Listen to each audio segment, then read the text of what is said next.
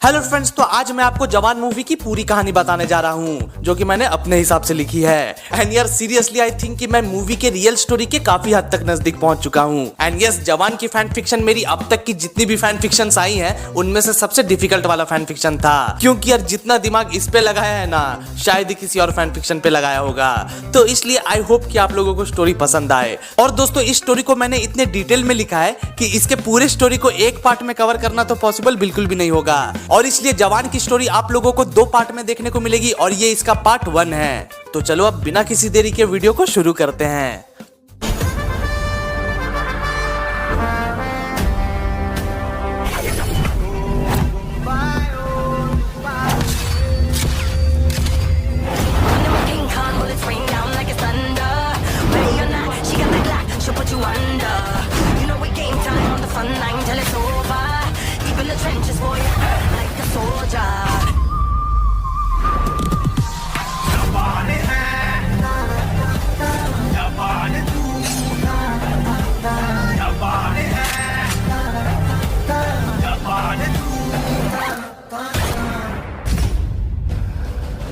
तो मूवी की शुरुआत में हमें एक घर दिखाया जाता है जिसके बाहर कई हेलीकॉप्टर्स और एनएसजी कमांडोस होते हैं और उन्होंने इस पूरे घर को घेर रखा है। तभी हमें नयनतारा का कैरेक्टर दिखाया जाता है जो कि एक माइक पे अनाउंस करती है कि देखो तुम यहाँ से भाग नहीं सकते, चुपचाप सरेंडर कर दो, नहीं तो मजबूरी में हमें पूरी बिल्डिंग को ही उड़ाना पड़ेगा। और फिर तभी हमें बिल्डिंग के अंदर का कैरेक्टर दिखाया जाता है जहाँ एसआरके का कैरेक्टर होता है। उनके आधे फेस पे मास्क लगा होता है और नयनतारा की बात सुनकर वो हंसने लगते हैं और कहते हैं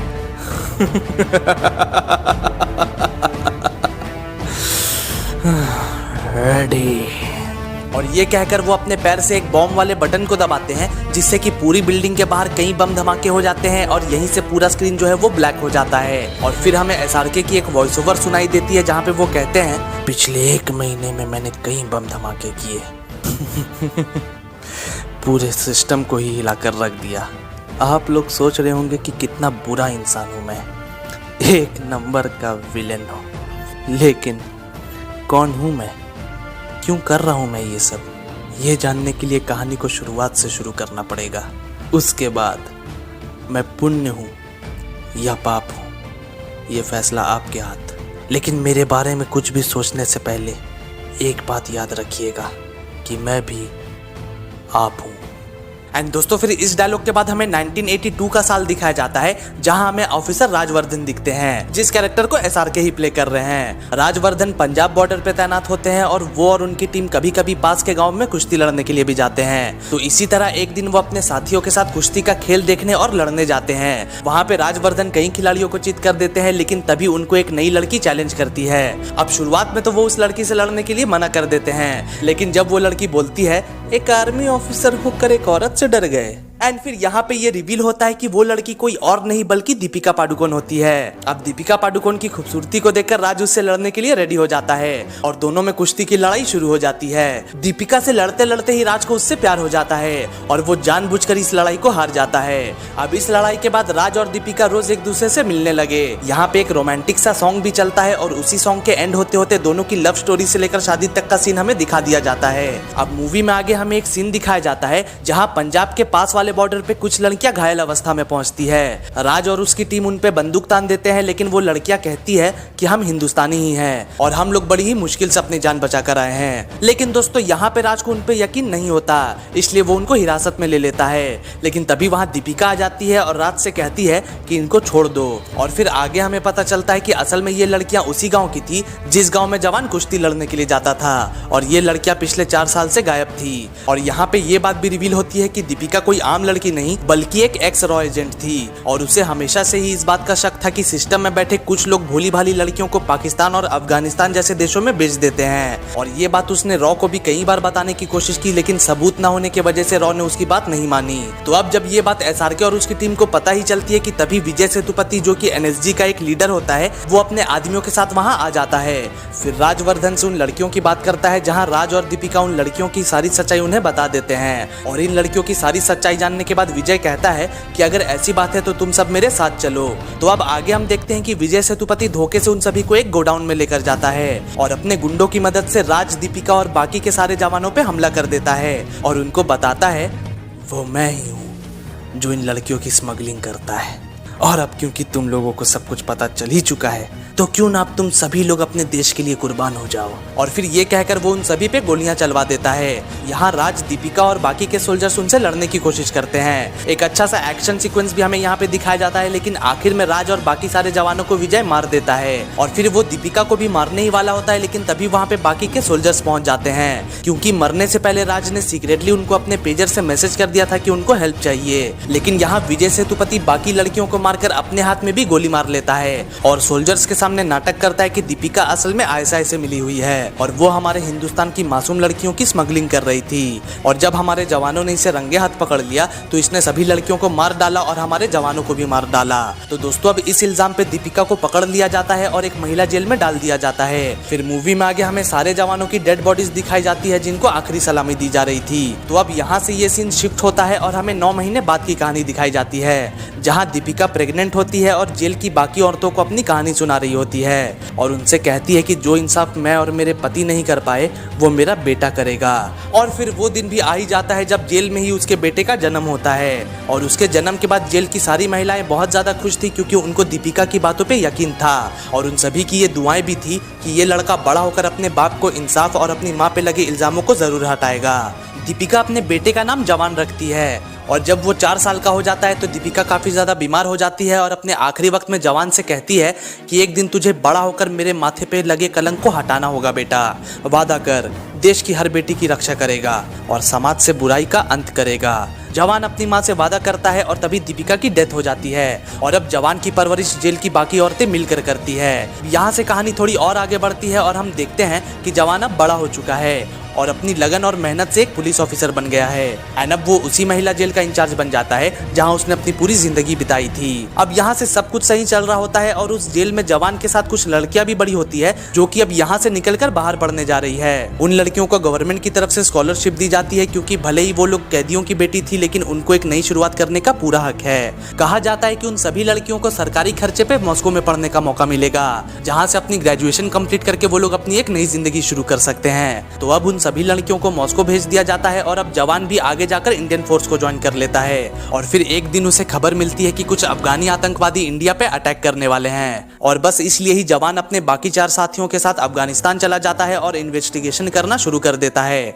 और इन्वेस्टिगेशन करते करते वो आतंकवादियों के अड्डे तक भी पहुंच जाता है, लेकिन वहां जाकर वो ये देखकर शॉक हो जाता है कि असल में यहाँ पे लड़कियों की स्मगलिंग चल रही होती है। वहाँ कई देशों की लड़कियों का बिजनेस चल रहा होता है और वहाँ उसे वो लड़कियां भी दिखती हैं जो कि उसी जेल से आई थी जहाँ पे जवान रहता था।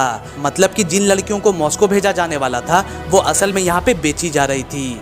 जवान जानता था कि वो 5 मिलकर तो इन लड़कियों को नहीं बचा पाएंगे, इसलिए वो लोग तुरंत ही इंडिया वापस आते हैं। लेकिन तब तक विजय सेतुपति को पता लग चुका होता है कि जवान को सब कुछ पता चल चुका है, इसलिए इससे पहले कि वो सबको सच बताता, जवान और उसके साथियों को कैद कर लिया जाता है। और अब पहली बार विजय सेतुपति जवान के सामने आता है। दोस्तों असल में जवान की माँ ने उसे बचपन में विजय के बारे में बताया तो था, लेकिन वो उसका नाम नहीं जानती थी, इसलिए जवान को ये बात नहीं पता थी कि असल में वो स्मगलर कोई और नहीं बल्कि विजय सेतुपति ही है। तो अब हम आगे देखते हैं कि विजय सेतुपति जवान से कहता है कि अरे अरे अरे अरे देखो तो बिल्कुल बाप पे गया है।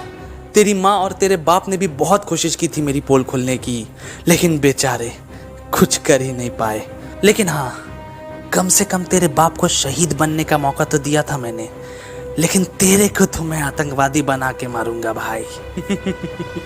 कोई तेरी मौत पे नहीं रोएगा। लेकिन दोस्तों तभी जवान का एक साथी अपनी रस्सी खोल लेता है और विजय सेतुपति के आदमियों को मारना शुरू कर देता है। और अब जवान और बाकी सब भी अपनी रस्सियां खोल लेते हैं और इन सभी से फाइट करना शुरू कर देते हैं। यहाँ पे एक काफी अच्छी फाइट दिखाई जाती है, जहाँ पे सिर्फ 5 सोल्जर्स मिलकर विजय के 100 से ज्यादा गुंडों से लड़ते हैं, लेकिन आखिर में वो लोग उनका सामना नहीं कर पाते। इन 5 पे कई गोलियां मारी जाती है और आखिर में इनको खाई में फेंक दिया जाता है। और फिर आगे हम देखते हैं कि विजय सेतुपति पूरे देश के न्यूज चैनल्स पे लाइव आकर जवान और उसके साथियों को देशद्रोही साबित कर देता है और कहता है कि उन सभी का देशद्रोही होने के कारण एनकाउंटर कर दिया गया है। अब यहाँ से सीन शिफ्ट होता है और हम देखते हैं कि जवान और उसके साथी अभी भी जिंदा होते हैं। उस खाई के नीचे वो सभी लोग अपनी आखिरी सांसें ले रहे होते हैं, लेकिन तभी वहाँ पे कुछ गाँव वाले पहुँच जाते हैं और उन सभी को उठाकर अपने गाँव ले जाते हैं और जड़ी बूटियों से उनका इलाज करते हैं। जवान का पूरा शरीर जख्मों से भरा हुआ था, इसलिए वो लोग उसके शरीर में पट्टियां बांध देते हैं। इस गाँव का एक सरदार भी होता है जो कि होते हैं हमारे अल्लू अर्जुन। वो जवान को देखकर कहते हैं कि जरूर इस मासूम के साथ कुछ गलत हुआ है, तो दोस्तों अब आगे हम देखते हैं कि बाकी सोल्जर्स तो रिकवर हो चुके हैं, होश में आ चुके हैं, लेकिन जवान अभी भी बेहोश था। उस रात उस गांव में देवी माँ की पूजा भी हो रही थी, लेकिन तभी वहाँ पे कुछ नक्सलियों का हमला हो जाता है। दोस्तों असल में ये नक्सली गुंडे हर महीने यहाँ आते थे और गाँव की 2 लड़कियों को उठाकर यहाँ से ले जाते थे। और यहाँ पे ये बात भी रिवील होती है कि असल में ये नक्सली भी उसी रैकेट का हिस्सा थे जो कि विजय सेतुपति चला रहा था। लेकिन इस बार गाँव का सरदार यानी कि अल्लू अर्जुन ये फैसला करता है कि अब और नहीं, हम लोग मर जाएंगे लेकिन अपनी बेटियों को इन दरिंदों के हाथों में नहीं देंगे।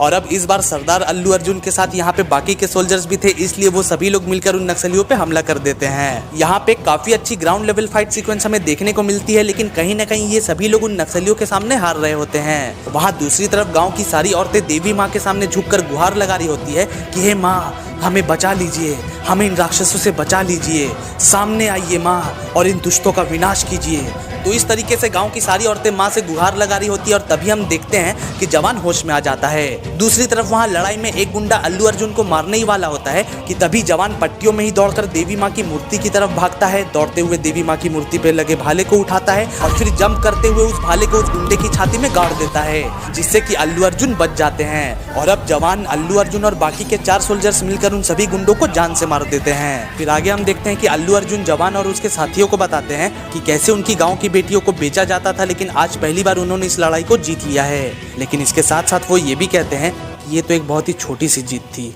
ना जाने पूरे हिंदुस्तान से ऐसे कितनी ही लड़कियों की स्मगलिंग की जाती होगी। मैंने भी तुम लोगों के कारण ही आज पहली बार इस गांव का सरदार होने का फर्ज निभाया है, नहीं तो अब तक तो मैं बस ये अन्याय होता देखता ही रहता था। जिस पे जवान कहता है, आपका गाँव तो बच गया, लेकिन अभी ऐसे बहुत सारे गाँव हैं, बहुत सारी मासूम लड़कियाँ हैं, मेरी बहनें हैं, जिनको मैं बचा नहीं पाया। और इतने में ही एक दूसरा सोल्जर कहता है, और हम बचा भी नहीं पाएंगे जवान, कोई हमारा विश्वास नहीं करेगा। उसने तो अब तक हमें आतंकवादी साबित भी कर दिया होगा, हम लोगों को विलन बनाकर खुद ही हीरो बन गया होगा देश के सामने। और अब जानते हो जब हम वापस जाएंगे तो क्या होगा, हमें जिंदा देखते ही दोबारा मार दिया जाएगा। जिस पे जवान कहता है, विलन विलन, हाँ तो ठीक है, अब हम अपनी बहनों की रक्षा विलन बनकर ही करेंगे।